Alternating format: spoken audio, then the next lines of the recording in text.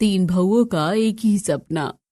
माँ माँ, मुझे भूख बहुत तेज की लगी है, आप खाना कब बनाओगी? हाँ माँ, मुझे भी बहुत भूख लगी है, मैंने सुबह से कुछ भी नहीं खाया है। रात के 10 बज गए हैं, मुझे खाने को दे दो, अब मुझसे रहा नहीं जाएगा। हाँ बच्चों, मैं जानती हूँ, लेकिन मैं कर भी क्या सकती हूँ, घर में खाने के लिए कुछ नहीं है। हाँ बच्चों, पापा आएंगे तो बस जो लेकर आएंगे उसी से खाना बनेगा, तुम लोग थोड़ा इंतजार कर लो, बस थोड़ी देर की बात है। पूर्णिमा और परिणीति की बात सुनकर बच्चे थोड़ी देर इंतजार करते हैं। तभी पीयूष, अंकित और पंकज घर आते हैं। अरे आ गए तुम तीनों, खाने के लिए कुछ लाए हो? बच्चे और हम सब भूख से बहुत परेशान हैं। माँ, हम कुछ लाना तो चाहते थे, लेकिन हमें मालिक ने पैसे ही नहीं दिए, इसलिए हम न चाहकर भी सिर्फ और सिर्फ आधा किलो चावल ला पाए हैं। क्या सिर्फ चावल? लेकिन इससे खाना कैसे बनाएंगे? हाँ भैया, अभी रात है और रात में चावल कौन खाता है, वो भी सूखा। अब कुछ ना होने से सही तू चावल ही बना ले, घी के साथ खा लेंगे। हाँ बहू, कुछ न खाने से अच्छा चावल ही खा ले। ठीक है, आप लोग कह रहे हैं तो मैं चावल ही बना देती हूँ। इसके बाद परिणीति और पूर्णिमा जैसे तैसे चूल्हा जलाते हैं, फिर चावल बनाकर सबको खिलाते हैं। पूरे दिन के बाद अब रात को ये चावल खाने को मिला है। हाँ, और इसलिए मुझे बहुत तेज भूख लगी है। माँ, थोड़ा चावल और दो ना। हाँ हाँ जरूर, ये ले। इसके बाद पूर्णिमा सुनैना को चावल देती है और फिर इसी तरह सभी को दोनों बहुएं मिलकर खाना खिलाती हैं। फिर जब बहुओं के खाने की बारी आती है, अरे हमारे लिए तो खाना बचा ही नहीं। कोई बात नहीं दीदी, बच्चों ने खा लिया ना, बच्चे खुश है तो हमारा पेट उनकी खुशी देखकर ही भर गया है। वो तो है, खाना खाने के बाद बच्चे कितने चैन से सो रहे हैं। चलो अब हम काम कर लेते हैं। फिर दोनों बहुएं घर के बाहर जाकर अपने कामों में लग जाती हैं। रात को ठंडे पानी से बर्तन धोना कितना मुश्किल है, वो भी घर के बाहर। सच में ये तो बहुत ही ज्यादा मुश्किल है। लोगों के घर में तो घर के अंदर पानी होता है। दीदी, लोगों के घर में तो अब डिशवॉशर होता है, बर्तन धोने की जरूरत भी नहीं पड़ती है। और एक हमारा घर है, ठंड में ठंडे पानी से घर के बाहर बर्तन धो। हाँ, और अभी ठंडे पानी से पोछा भी लगाना है, मैं पोछा लगा कर आती हूँ।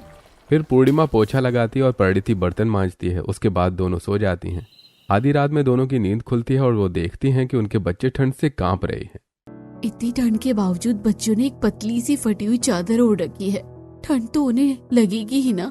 जेठानी जी चलिए, हम अपनी ये फटी हुई चादर भी उन्हें उड़ा देते हैं, जिससे उन्हें थोड़ी कम ठंड लगेगी। हमारा क्या है, अगर बच्चे चैन की नींद सो जाए तो हमारी नींद भी पूरी हो जाएगी। इसके बाद बहुएं अपनी चादर बच्चों को उड़ा देती हैं और खुद पूरी रात ठंड में काटते हुए सो जाती हैं। फिर अगली सुबह, माँ, मैं फीस मांग रहा था, आज आप प्लीज जमा कर दीजिएगा। और माँ, थोड़े पैसे और भी दे दीजिएगा, एनुअल स्पोर्ट्स में पार्टिसिपेट करने के लिए थोड़े पैसे लगेंगे। देखो, तुम दोनों एनुअल स्पोर्ट्स में पार्टिसिपेट मत करना, पहले से ही हम फीस जमा नहीं कर पा रहे हैं, एनुअल स्पोर्ट्स के लिए पैसे कहाँ से लाएंगे? लेकिन माँ, आपने पिछली बार भी नहीं लेने दिया था। देखो सुनैना, अगली बार पक्का ले लेना, इस बार रहने दो। और फीस का जुगाड़ हम करते हैं, कल फीस जमा कर देंगे। बड़ों की बात मानकर बच्चे एनुअल स्पोर्ट्स में पार्टिसिपेट करने से अपना मन मार लेते हैं और चुपचाप स्कूल चले जाते हैं। इसी तरह एक दिन जब बच्चे खेल रहे थे, अभी मैं जा रहा हूँ, शाम को फिर से मिलकर खेलेंगे, सब लोग आ जाना। अरे नहीं, मैं नहीं आ पाऊंगा, मैं क्रिसमस की शॉपिंग पर जा रहा हूँ अपनी मम्मी के साथ। तू आएगी ना? नहीं, हमारे घर में आज से क्रिसमस की तैयारी शुरू हो जाएगी, इसलिए नहीं आ पाऊंगी। इस तरह से सभी बच्चे खेलने आने के लिए मना कर देते हैं और अमन और सुनैना उदास मन से घर जाते हैं। अरे क्या हुआ, तुम दोनों तो खेलने गए थे ना, इतने उदास क्यों हो? माँ, सभी बच्चे शाम को शॉपिंग पर जाएंगे, हम लोग शॉपिंग पर क्यों नहीं जाएंगे? हाँ माँ, सभी के घर में क्रिसमस की तैयारियां हो रही है, हमारे घर में क्यों नहीं? देखो बच्चों, वो क्या है ना, हमारे घर में क्रिसमस नहीं मनाया जाता, बस इसलिए। लेकिन माँ, क्रिसमस तो मनाने में बहुत मजा आता है, हम लोग क्यों नहीं मनाते हैं? क्योंकि हम लोगों में क्रिसमस को अच्छा नहीं माना जाता, बस इसलिए। फिर बच्चे सभी की बात सुनकर अपना मन दोबारा मार लेते हैं और घर में ही खेलने लगते हैं। अब कैसे समझाऊं, क्रिसमस कोई गंदा त्योहार नहीं है, बल्कि ये बहुत ही अच्छा है और इसे मनाने में बहुत ही मजा आता है। लेकिन मनाने के लिए पैसे भी तो होने चाहिए, वो हम कहाँ से लाएंगे। सच में हमारी वजह से हमारे बच्चों को सारे शौक मानने पड़ते हैं। इसी तरह कुछ दिन बीतते हैं। एक दिन पूरा परिवार छत पर बैठकर ठंड में धूप सेक रहा था और वहीं बच्चे ऊपर से नीचे सभी के घरों में लाइट लगते हुए देखते हैं। कोई भी फेस्टिवल हो, कोई भी त्योहार हो, हमारे घर में कभी लाइट क्यों नहीं लगती। सच में पता नहीं हमारे घर में किसी भी फेस्टिवल में लाइट क्यों नहीं लगती। बेचारी ये छोटे छोटे मासूम बच्चे हैं, इन्हें हम कैसे समझाएं। घर में जो लाइट चलती है उसी का बिल इतना ज्यादा आता है कि पैसे नहीं भर पाते हैं। बच्चों की सारी बातें बहुएं और साथ ही सभी सुन रहे थे। सच में जो पैसे घर में आते हैं उनसे घर का गुजारा ही होना इतना मुश्किल होता है। हम किसी फेस्टिवल को कैसे सेलिब्रेट करेंगे फिर। बच्चों के साथ हमें भी इतना सेक्रीफाइस करना पड़ता है। पता नहीं कब हमारे अच्छे दिन आएंगे। मेरा तो एक ही सपना है कि काश हम भी कभी अमीर बने। दोनों बहुएं इसी सपने के साथ जैसे तैसे ठंड में अपना गुजारा कर रही थी। कुछ दिन बीतते हैं और एक दिन सुरेखा को फोन आता है। हेलो, हाँ बोलिए। देखिए हमारी तरफ से भी रिश्ता तय है। मैं अपनी बेटी कीर्ति की शादी अंकित से करवाने को तैयार हूँ। क्या सच में? ठीक है, मैं तो ये खुशखबरी सबको सुनाती हूँ। ये कहकर सुरेखा फोन काट देती है और सभी को रिश्ता पक्का होने की खुशखबरी बताती है। सुरेखा के छोटे बेटे अंकित का रिश्ता रूबी की छोटी बेटी कीर्ति के साथ तय हो गया था, जिसके बाद सुरेखा की खुशी 7वें आसमान पर थी। अच्छा, सच में देवर जी का रिश्ता पक्का हो गया है? अब तो बहुत ही मजा आएगा। हाँ वो तो है। चलो अब मैं पंडित से शादी की तारीख निकलवा लेता हूँ और मैं ये खुशी पूरे मोहल्ले में बांट कर आती हूँ। यह खुशखबरी सुनने के बाद पूरे परिवार में खुशी की लहर दौड़ पड़ती है। फिर शादी की तैयारी शुरू होती है। कम पैसों में सीधे साधे तरीके से रीति रिवाज के अनुसार अंकित की शादी कीर्ति के साथ हो जाती है और कीर्ति घर में गृह प्रवेश करती है। आओ बहू आओ, अब से ये तुम्हारा घर भी है। क्या ये है मेरा ससुराल? लेकिन यहाँ की दीवारों से तो पपड़ियाँ छूट रही हैं और इतना छोटा घर है। यहाँ इतने सारे लोग कैसे रहते हैं? मेरा कमरा कौन सा है? क्या हुआ चाची, आप क्या सोच रही है? नहीं कुछ नहीं, मैं तो बस देख रही थी कि मेरी सास और बाकी सब लोग कितने अच्छे हैं। हाँ वो तो है ही। चलिए अब आप सो जाइए, आप थक गई होंगी। हाँ मैं भी यही बोलने वाली थी। कहाँ है मेरा कमरा? क्या कमरा? नहीं नहीं, यहाँ 2 ही कमरे हैं। एक में हम सब सोते हैं और एक में बड़े पापा जी और बच्चे। क्या मतलब? सभी एक कमरे में ही सोते हैं और मुझे भी वही सोना होगा? हाँ बहू, हम जानते हैं थोड़ा अजीब है, लेकिन जो है यही है। कीर्ति बहुत कुछ कहना चाहती थी लेकिन वो थक गई थी, इसीलिए वो कुछ नहीं कहती है और चुपचाप सबके साथ जाकर सो जाती है। कितनी ठंड है, मैं क्या करूं? मुझे तो बहुत ज्यादा ठंड लग रही है। ऊपर से ये एक फटी हुई चादर। मेरे घर वाले भी गरीब थे, लेकिन इतना भी नहीं। इस तरह ठंड में कीर्ति जैसे तैसे रात बिताती है और अगली सुबह। आज तो मेरी पहली रसोई है। खाने में इतनी अच्छी अच्छी चीजें बनाऊंगी कि सब हैरान हो जाएंगे और मेरी ही तारीफ करेंगे। लेकिन यहाँ कुछ खाने को दिख क्यों नहीं रहा है? एक काम करते, जाकर माजी और जेठानी जी से पूछ लेती हूँ। ये सोचकर कीर्ति बाकी सबके पास जाती है और पूछती है, अरे देवरानी जी, वो आप घर की हालत तो देख ही रही है। शादी की वजह से काफी खर्चा हो गया था, इसलिए घर में अभी बनाने को कुछ भी नहीं है। क्या मतलब? हमें पूरा दिन भूखा रहना होगा और सीधी रात को खाना मिलेगा? देखो बहू, ऐसा रोज रोज नहीं होता, बस कुछ दिन या फिर कभी कभी। धनीमल की बात सुनकर कीर्ति जैसे तैसे पूरा दिन काटती है और फिर रात को जब सभी घर आते हैं तो आज तो बहुत सारे पैसे मिले थे, इसीलिए हम अच्छा खासा राशन लाए हैं। वाह, बहुत ही बढ़िया है। लेकिन आज आने में देर क्यों हो गई है? काम आने में थोड़ी देर हो गई क्योंकि एक्स्ट्रा काम कर रहे थे, तभी जाकर ये पैसे मिले हैं। और बहुत तेज भूख लगी है, इसलिए आप लोग जल्दी से खाना बना दीजिए, हम लोग हाथ पांव धोकर आते हैं। फिर कीर्ति बिना देर किए रात को ही अपनी पहली रसोई की रस्म को पूरा करती है। चलो, भले पूरे दिन भूखी थी, लेकिन रात को तो इतना अच्छा खाना बना रही हूँ, पेट भर कर खाऊंगी। ऊपर से ठंड में तो और ज्यादा भूख लगती है। ये सोचते हुए कीर्ति मन से काफी खुश होकर अच्छी तरह से खाना बनाती है और सभी को खाना खिलाती है और फिर तीनों बहुएं खुद खाना खाने बैठती हैं। मुझे 2 रोटी और चाहिए। क्या 2 रोटी? लेकिन देवरानी जी रोटियां तो बची ही नहीं हैं। हम सब पूरे दिन भूखे थे और अब रात को भी ठीक से खाना नहीं मिलेगा।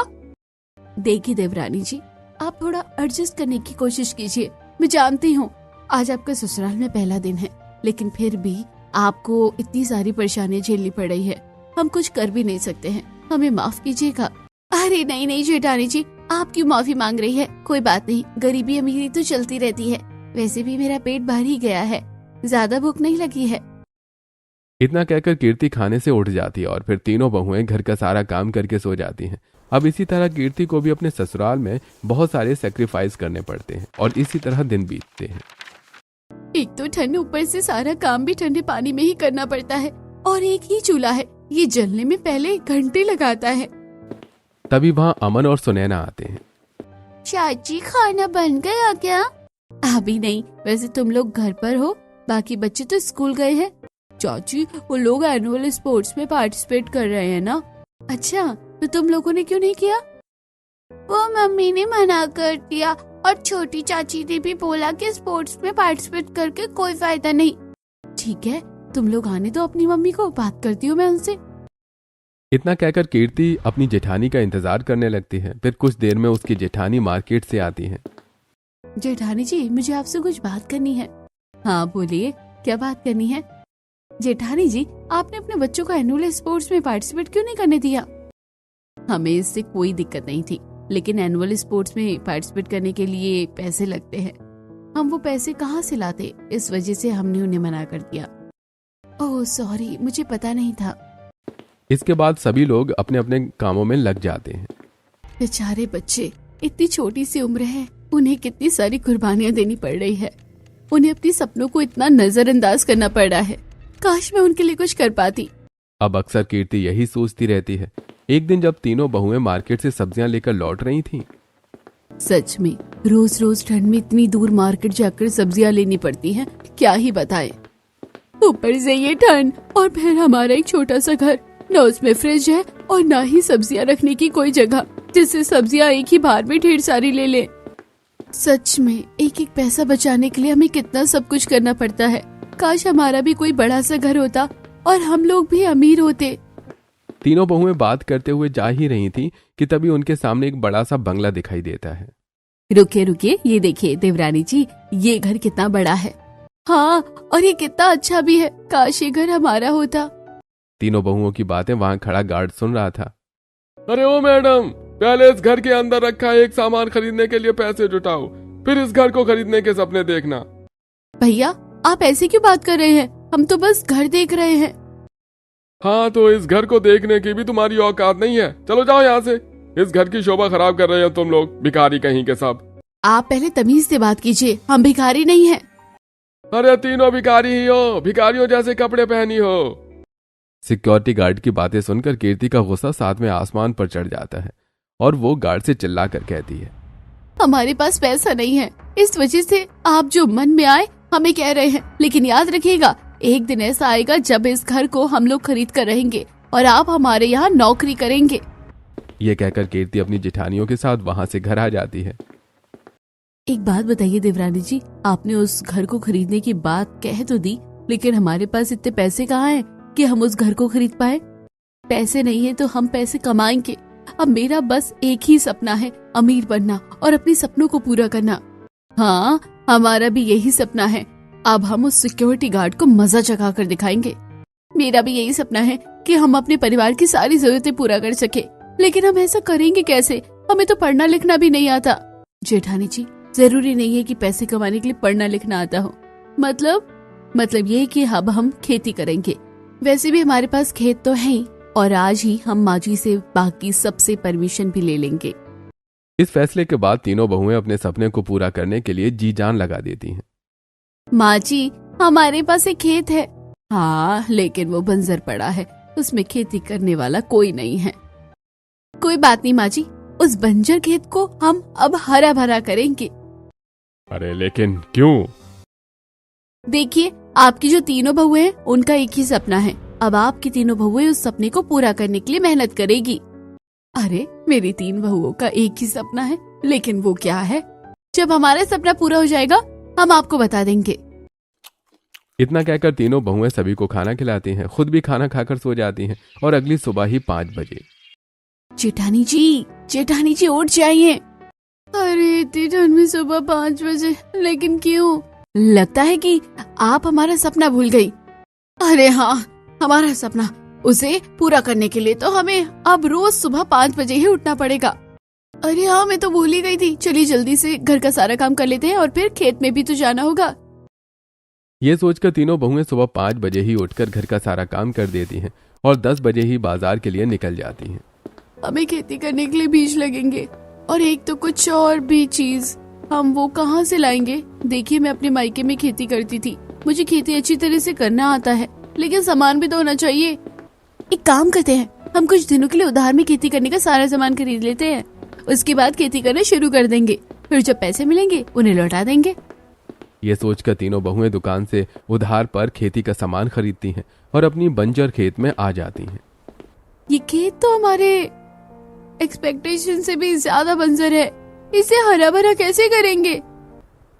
जेठानी जी, हम हिम्मत नहीं हार सकते, कुछ भी हो जाए अगली ठंड तक हमें वो घर लेना ही है और हमारा सपना भी पूरा करना है। कीर्ति सभी को मोटिवेट करती है और इस बंजर खेत में तीनों बहुएं खेती करना शुरू कर देती हैं। काफी मेहनत के बाद उस खेत में बीज लगाया जाता है। फाइनली बीज लग गए, अब बस रोज इस खेत को जोतना और सींचना होगा। हाँ, और हम रोज ऐसा करेंगे, वैसे अब अंधेरा होने को है, घर चलना चाहिए। ये सोचकर तीनों बहुएं घर आ जाती हैं और घर का भी काम करती हैं। इसी तरह 2-3 दिन बीत जाते हैं। एक दिन तीनों बहुएं सो रही होती हैं कि तभी। क्या हुआ देवरानी जी, रात के 2 बजे आप क्या सोच रही हैं? मैं सोच रही थी कि अगर हम सिर्फ खेती करेंगे तो उसमें बहुत टाइम लग जाएगा, हमें इस खेती के साथ साथ और भी कुछ काम करना चाहिए। हाँ, मैं भी यही सोचती थी, जिससे हमें इंस्टेंट मनी मिले। क्या इंस्टेंट मनी? लेकिन वो सिर्फ खाना बनाने से ही मिल सकता है, और फिर खाना कौन बेचेगा? मैं बेचूंगी। अरे लेकिन मैं तो मजाक कर रही थी। लेकिन मैं नहीं। देखिए, सभी लोग सब कुछ बंद कर सकते हैं, लेकिन कोई भी खाना बंद नहीं कर सकता, इसलिए हमें खाने की दुकान लगानी चाहिए और मैं लगाऊंगी।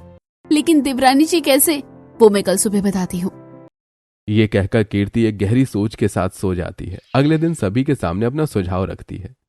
बहू, तू खेती कर रही है, इसके साथ अब तुझे खाना भी बेचना है, तू ये सब कैसे करेगी? सच में खाना बनाने में और उसे फिर बेचने में कितनी मेहनत लगती है, पता भी है तुम्हें?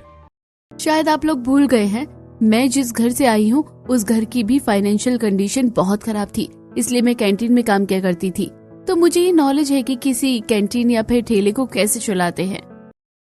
कीर्ति की बात सुनकर सभी थोड़ा सोचते हैं, क्योंकि कीर्ति अपने मायके में कैंटीन में काम किया करती थी। इस वजह से उसे खाना बनाने और उसे बेचने का नॉलेज था, जिसकी वजह से सभी को कीर्ति की बात माननी पड़ती है। सभी उसे परमिशन दे देते हैं।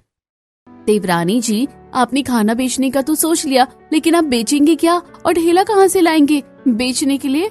देखिए, अभी ठंड का माहौल चल रहा है, लोग गर्म चीजें खाना पसंद करेंगे, जैसे गाजर का हलवा, सूप। जनवरी में मकर संक्रांति भी है, तो बादाम पट्टी, ये सारी चीजें बिक सकती है। क्या बेचेंगे तो पता चल गया, लेकिन अब ठेला कहाँ से लाएंगे? अब बहुएं ठेला कहाँ से लाएं, यही सोच रही थी कि तभी पूर्णिमा को एक आइडिया आता है। देखिए देवरानी जी, हमें इससे फर्क नहीं पड़ता कि हम सामान कहाँ से देखिए देवरानी जी, हमें इससे फर्क नहीं पड़ता कि हम सामान कहाँ रख कर बेच रहे हैं, हमें सामान रखने से मतलब है, तो हम सामान ठेले की जगह टेबल पर भी तो रख सकते हैं। ये तो मैंने सोचा ही नहीं। और फिर टेबल तो हमारे घर में ही है, तो भी ठीक है, अब शाम को भी टेबल पर खाना बनाकर बेचूंगी। इसके बाद तीनों बहुएं मिलकर खाना बनाती हैं और कीर्ति टेबल पर खाना रखकर बेचती है। इतनी देर से खड़ी हूँ, एक ग्राहक भी नहीं आया, इसलिए क्योंकि यहाँ चारों तरफ क्रिसमस की दुकानें लगी हैं और सभी क्रिसमस की शॉपिंग कर रहे हैं, और हमारी शॉप के बारे में किसी को नहीं पता। आज नहीं तो कल लोगों को पता चल जाएगा, और भगवान करे कि लोग सामान खरीदना भी शुरू कर दे। हमें हार नहीं माननी चाहिए। सबकी बातें सुनकर कीर्ति हार नहीं मानती है और अपनी दुकान लगाती रहती है। धीरे धीरे लोगों में चर्चा होने लगती है और काफी लोगों को कीर्ति की दुकान का खाना अच्छा लगने लगता है। वहीं दूसरी तरफ बंजर खेत थोड़ी हरियाली में बदलने लगता है। अब घर में सिर्फ परिणीति रह जाती है। देवरानी जी भी काम करने लगी हैं और जेठानी जी भी। अब तो सिर्फ मैं ही बची हूँ, लेकिन मैं क्या करूँ, मुझे तो कुछ समझ नहीं आता। तभी परिणीति के पास उसकी बेटी दौड़ते हुए आती है। यह सोचकर परिणीति घर में फटे पुराने कपड़ों की मदद से सुनैना के लिए एक बहुत ही अच्छी ठंड की ड्रेस सिलती है। मेरे पास ठंड में पहनने के लिए ना तो टोपी और ना ही कोई स्वेटर, तभी बच्चे मेरा मजाक उड़ाते हैं। मैं तो घर में खाली ही बैठी हूँ, क्यों ना इसके लिए स्वेटर और कपड़े बना दूं। सच में बहू, ये ड्रेस कितना अच्छा लग रहा है, ऊपर टॉप नीचे स्कर्ट, एकदम फैंसी, और ठंड भी ना लगे ऐसे कपड़े में। हाँ, मुझे बहुत अच्छा लग रहा है। अच्छा, मैं खेलने जा रही हूँ। इतना कहकर सुनैना सबके साथ खेलने चली जाती है। सुनैना, तूने ये ड्रेस कहाँ से खरीदी? माँ देखो ना, मुझे भी ऐसी ड्रेस चाहिए। हाँ, तो कितने की है ये ड्रेस? अभी खरीद देती हूँ मैं तुझे। तभी वहाँ परिणीति आती है और सारी बातें बता देती है। दरअसल इसे मैं अपने हाथों से बनाई हूँ, कहीं से खरीदा नहीं है। तभी मैं सोचूं, तुम जैसी गरीब औरत के पास इतना अच्छा ड्रेस कहाँ से आएगा। अच्छा, मेरी बेटी के लिए भी बना दे, मैं तुम्हें मुंह मांगी कीमत दूंगी। पहले तो परिणीति नहीं मानती है, लेकिन फिर पैसों के लालच में हाँ कर देती है। फिर पूरी रात जागकर परिणीति वो ड्रेस बनाती है और पिंकी उसे पहनती है। अब पिंकी की ड्रेस देखने के बाद और भी काफी सारे ऑर्डर आने लगते हैं।